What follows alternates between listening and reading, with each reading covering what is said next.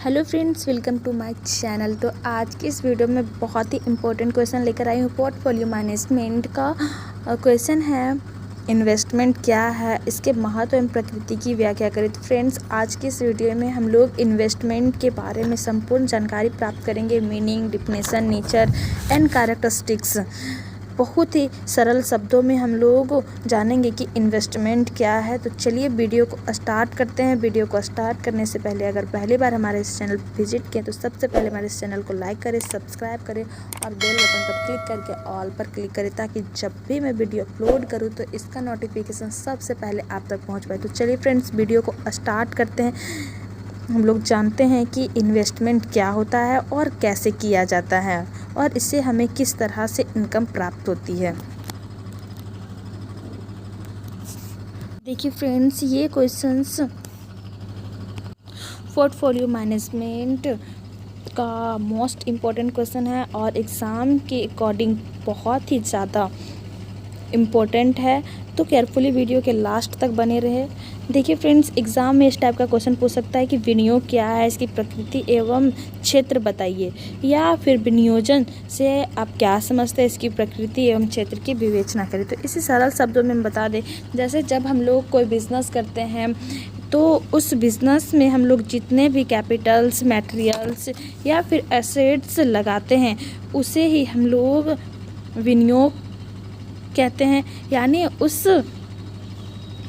Business, वैसा business जिसमें हमें कुछ प्रॉफिट हो, जिससे हमें इनकम प्राप्त हो और हम अपनी संपत्ति को लगाते हैं, तो उसे ही हम लोग विनियोग कहते हैं। साधारण बोलचाल की भाषा में विनियोग का अर्थ धन के कोष यानी फंड्स को किसी संपत्ति में लगाना होता है। उदाहरणार्थ, यदि कोई व्यक्ति अपनी आय के कुछ भाग की बचत निरंतर रूप से करता रहे तथा उस बचत को मकान खरीदने में लगा दे, तो इसे मकान के विनियोग करना कहेंगे। किंतु यह सामान्य अर्थ विनियोग शब्द को पूर्णतः परिभाषित नहीं करता। विनियोग शब्द को अर्थशास्त्रियों तथा वित्तीय प्रबंधकों द्वारा अलग अलग ढंग से परिभाषित किया गया है। यानी इसमें पूर्ण रूप से एक्सप्लेन नहीं हो पाया कि यह विनियोग है। यानी एग्जाम्पल में यह बताया गया कि जैसे कोई व्यक्ति का इनकम मंथली में 50,000 है और वह अपनी आवश्यकताओं को पूरी करने के बाद भी उसका इनकम निरंतर रूप से बच जाता है, तो उस पैसे को किसी बिज़नेस में लगा देता है, या फिर जैसे कोई मकान खरीद देता है और उस मकान में कोई बिज़नेस प्रारंभ करता है, या फिर उस मकान को रेंट पे दे देता है, तो उससे उसे इनकम मिलती है। तो इसे ही हम लोग विनियोग कहेंगे। तो चलिए हम लोग देखते हैं कि विनियोग शब्द के अर्थशास्त्रियों द्वारा और किस तरह से इसे परिभाषित किया गया है। विभिन्न अर्थशास्त्रियों के अनुसार विनियोग से आशय वास्तविक विनियोग से है, जिससे रोजगार मिलता है तथा राष्ट्रीय आय में वृद्धि होती है। वास्तविक विनियोग वह है जिससे नए भवन या कारखाने निर्मित होते हैं, यातायात की सुविधाएं बढ़ती है, वस्तुओं के वर्तमान भंडार तथा पूंजी संपत्ति में वृद्धि होती है आदि। यानी कुछ अर्थशास्त्रियों का मानना है कि विनियोग से आशय वास्तव में यह होता है कि विनियोग करने से, यानी बिजनेस में पूंजी या मटेरियल इन्वेस्टमेंट करने से व्यवसाय प्रारंभ हो और लोगों को ज़्यादा से ज़्यादा रोजगार मिल सके तथा राष्ट्रीय आय में भी वृद्धि हो। वास्तविक विनियोग वह है जिससे नए भवन तथा कारखाने निर्मित हो, यातायात की सुविधाएं बढ़ती है, वस्तुओं का वर्तमान भंडार तथा पूंजी संपत्ति में वृद्धि होती है। यानी जितने लोग ज़्यादा से ज़्यादा विनियोग करते हैं उससे राष्ट्रीय आय में वृद्धि होती है और राष्ट्रीय आय का संतुलन बना रहता है। वित्तीय प्रबंध के अनुसार बचाए हुए अथवा वर्तमान उपभोग आवश्यकताओं को पूर्ण करने के उपरांत अलग रखे हुए ऐसे स्थान पर धन को लगाना होता है जिससे कुछ अतिरिक्त आय हो अथवा उस धन की वास्तविक मूल्य में वृद्धि हो। अतिरिक्त आय अथवा मूल्य में वृद्धि के लिए कुछ समय प्रतीक्षा भी करनी पड़ती है।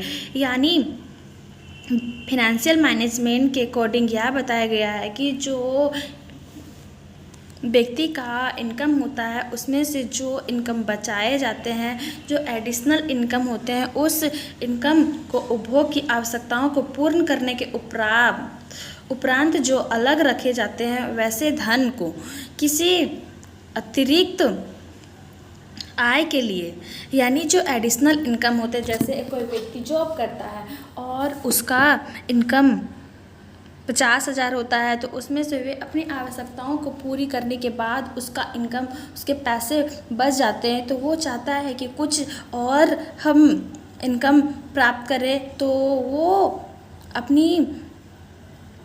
अपने पैसे को कहीं और दूसरे बिजनेस में इन्वेस्टमेंट कर देता है ताकि उसे महीने का लाखों का या फिर जिस तरह का बिजनेस करेगा उस तरह से उसे इनकम प्राप्त हो सके।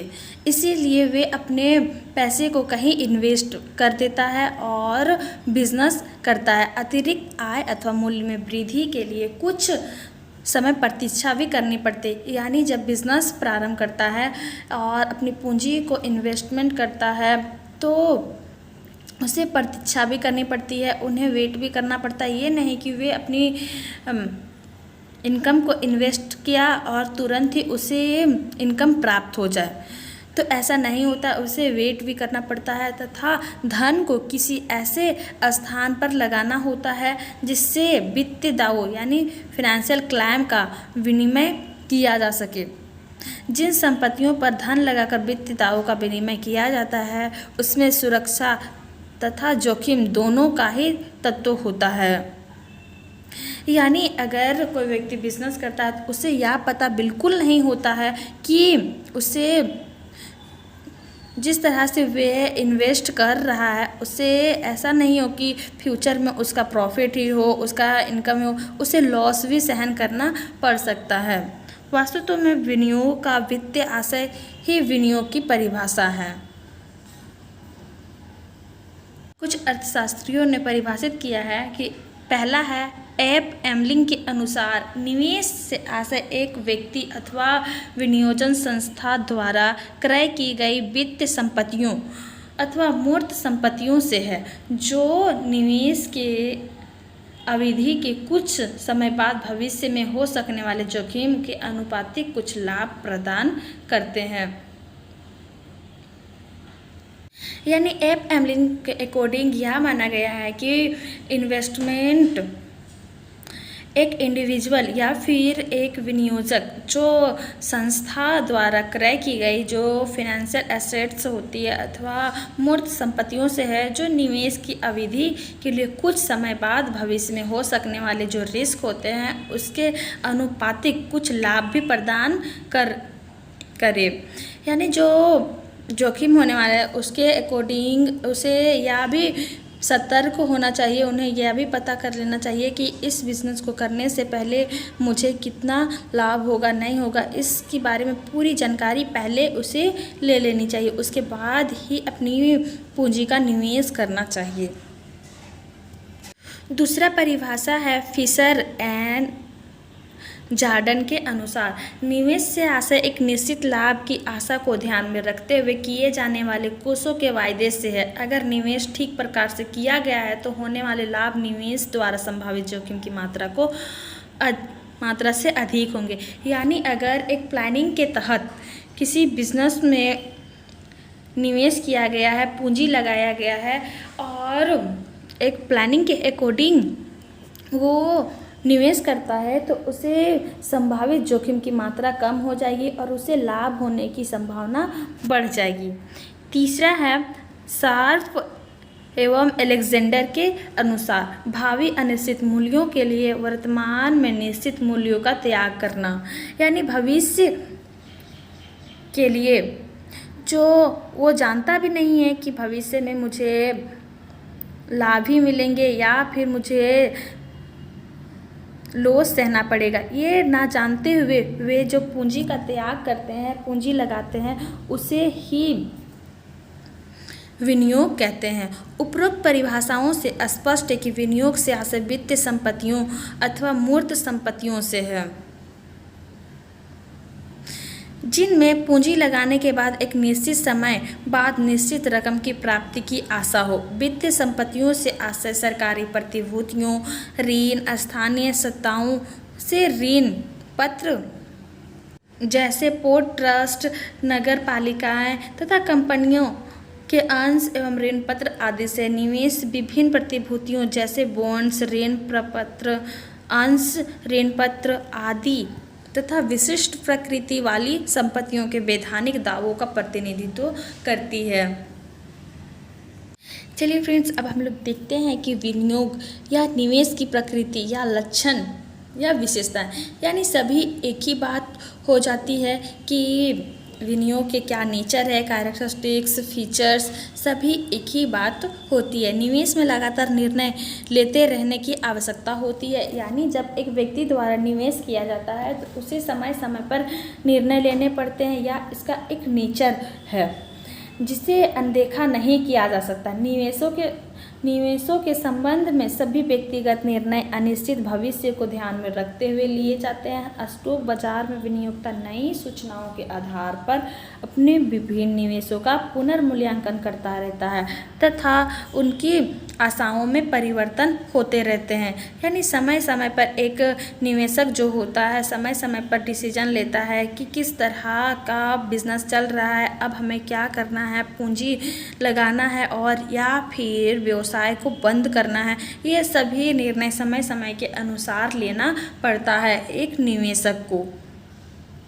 और अगर अन्यथा वो अपनी पूंजी का निवेश कर लिया है और वो सो गया है और उस बिजनेस के बारे में बिल्कुल भी ध्यान नहीं दे रहा है, तो उसे बहुत बड़ी जोखिम का भी सामना करना पड़ सकता है। पूर्व समय यानी कि पहले के समय में निवेश केवल अमीर और व्यापारी वर्ग के लोग द्वारा ही किया जाता था।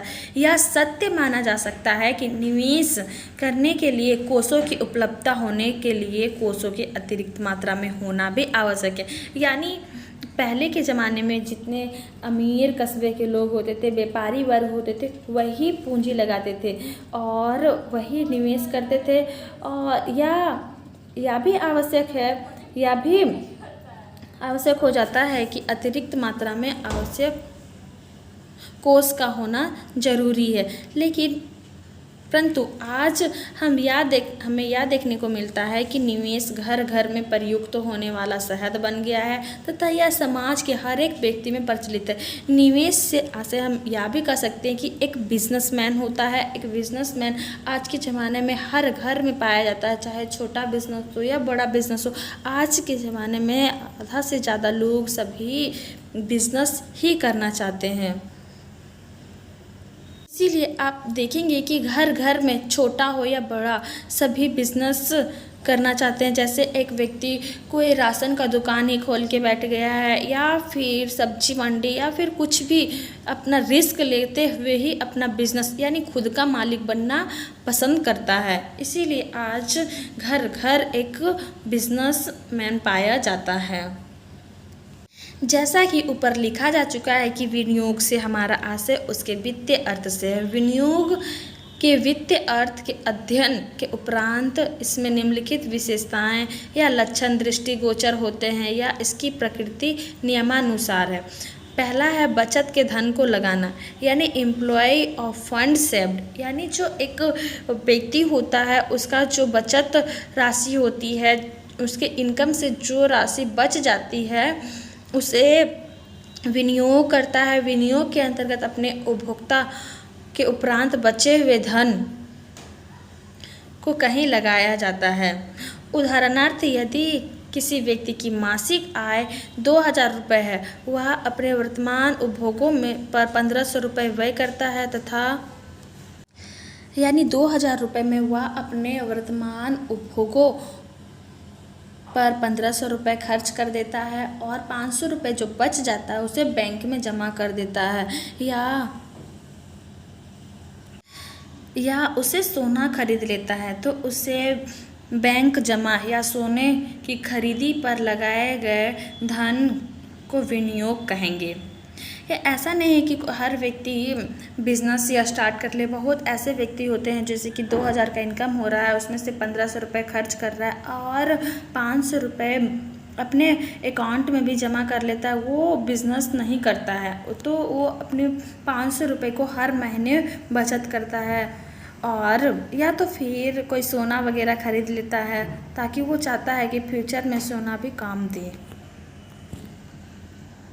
दूसरा पॉइंट है अतिरिक्त आय यानी एडिशनल इनकम। धन को ऐसे स्थान पर लगाया जाता है जिससे कुछ अतिरिक्त आय हो।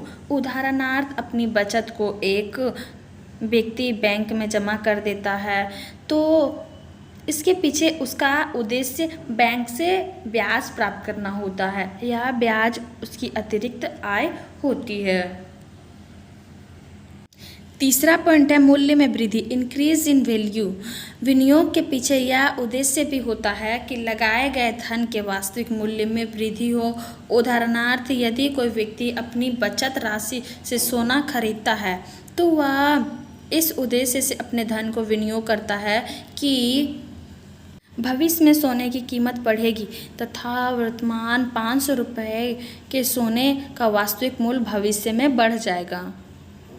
चौथा पॉइंट है प्रतीक्षा समय यानी वेटिंग टाइम। विनियोजित धन से अतिरिक्त आय या मूल्य में वृद्धि के लिए कुछ समय प्रतीक्षा करनी पड़ती है। बैंक में जमा से प्राप्त होने वाला ब्याज या सोने के मूल्य से होने वाली वृद्धि से लाभ कुछ समय बाद ही प्राप्त किया जा सकता है। यह प्रतीक्षा का समय परिस्थितियों के अनुसार कभी कम या कभी अधिक भी हो सकती है।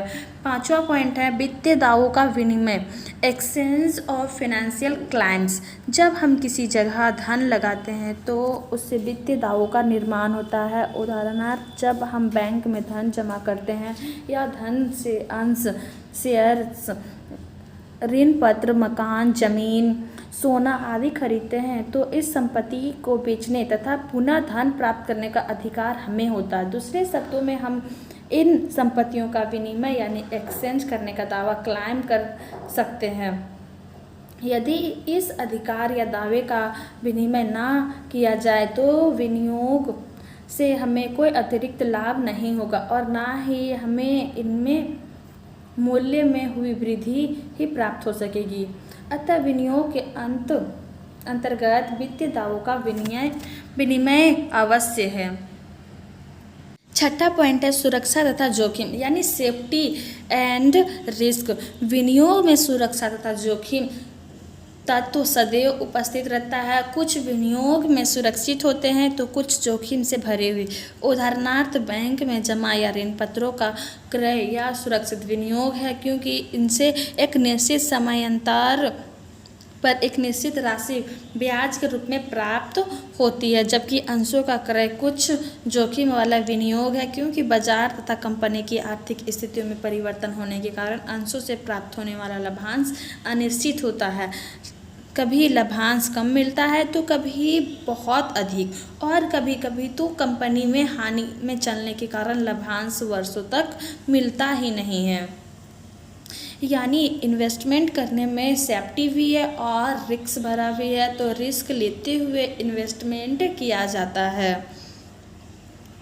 चलिए अब हम लोग देखते हैं कि इन्वेस्टमेंट का क्षेत्र कितना है, स्कोप कितना है, कहाँ कहाँ इन्वेस्ट किया जा सकता है। निवेशक का प्रमुख उद्देश्य विभिन्न प्रकार के निवेश में अपने जोखिम को कम करना एवं अपने संभावित लाभ को प्राप्त करना है। विनियोक्ता की मानसिकता एवं व्यवहार भी उसके द्वारा निवेश के संबंध में किए जाने वाले निर्णयों को भी प्रभावित करता है। विनियोक्ता केवल उसी प्रकार के निवेशों का चयन नहीं करता जिसमें उसे अधिकतम लाभ मिले, बल्कि वह अपने द्वारा किए गए निवेशों के लिए मिलने वाली संतुष्टि को भी ध्यान में रखता है। निवेश करने के लिए विभिन्न प्रकार के माध्यम उपलब्ध है। बिना जोखिम की प्रतिभूतियों से लेकर अत्यधिक जोखिम वाले अंशों एवं ऋण पत्रों विनियोग के लिए उपलब्ध है। तो आज के लिए इतना ही। उम्मीद है या क्वेश्चंस के आंसर आप बहुत ही अच्छे से समझे। ऐसे इंपॉर्टेंट प्रश्नों के उत्तर पाने के लिए हमारे चैनल को लाइक करें, सब्सक्राइब करें और अपने फ्रेंड्स के साथ शेयर जरूर करें। धन्यवाद।